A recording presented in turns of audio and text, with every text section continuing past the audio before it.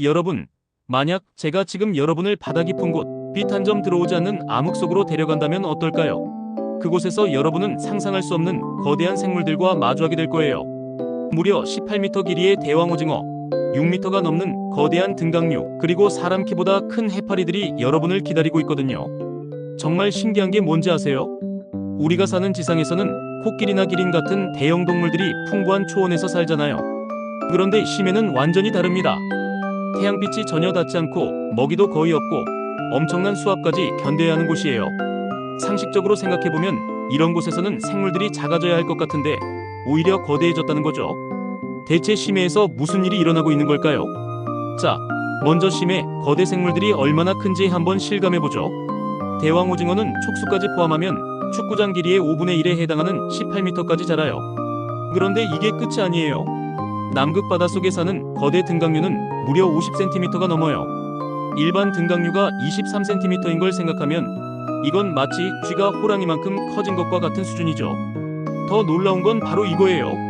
북극 바닷속에 사는 거대 해파리 라이온스 메인 젤리피쉬는 몸통 지름만 2m가 넘고 촉수 길이는 무려 30m에 달해요. 청어고래보다 길다는 얘기죠. 그런데 이 모든 거대한 생물들이 사는 곳은 어디일까요? 바로 깊고 어둡고 춥고 먹이도 부족한 심해예요. 과학자들은 이런 현상을 심해 거대증이라고 불러요. 영어로는 Deep-C GIGANTISM이라고 하죠. 그런데 왜 이런 일이 일어나는 걸까요? 처음에 많은 사람들이 이렇게 생각했어요.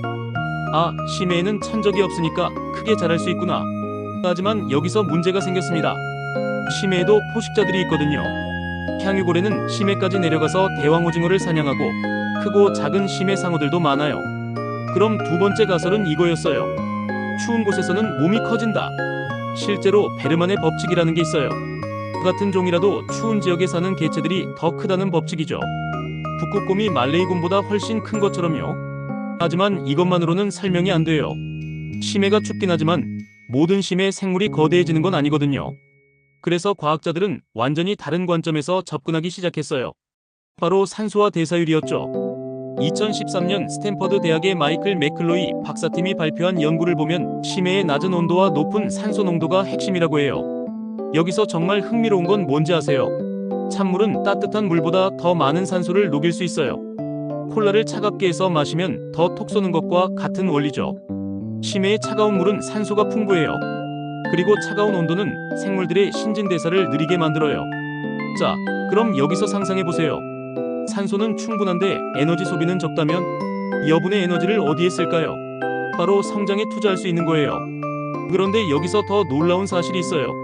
심해 생물들은 단순히 크기만 큰 게 아니라 완전히 다른 생존 전략을 가지고 있어요. 대왕 오징어의 경우 거대한 크기 덕분에 체온을 더 오래 유지할 수 있어요. 큰 몸집은 열 손실을 줄여주거든요. 또 다른 예로 심해의 거대한 관벌레들을 보면 정말 신기해요. 이들은 몸 길이가 2m가 넘는데 수십 년 동안 거의 움직이지 않고 살아요. 에너지를 극도로 절약하면서 오랜 시간에 걸쳐 천천히 성장하는 거죠. 그리고 최근 연구에서 밝혀진 정말 놀라운 사실이 있어요. 심해 거대 생물들은 대부분 수명이 엄청나게 길어요. 북극상어는 400년 이상 살고 일부 심해 조개류는 500년 이상 살아요. 오랜 시간에 걸쳐 천천히 자라면서 거대한 크기에 도달하는 거죠. 하지만 여기서 정말 흥미로운 역설이 하나 있어요. 먹이가 부족한 곳에서 어떻게 이렇게 클 수 있을까요? 심해 생물들은 기회주의적 섭식이라는 전략을 써요.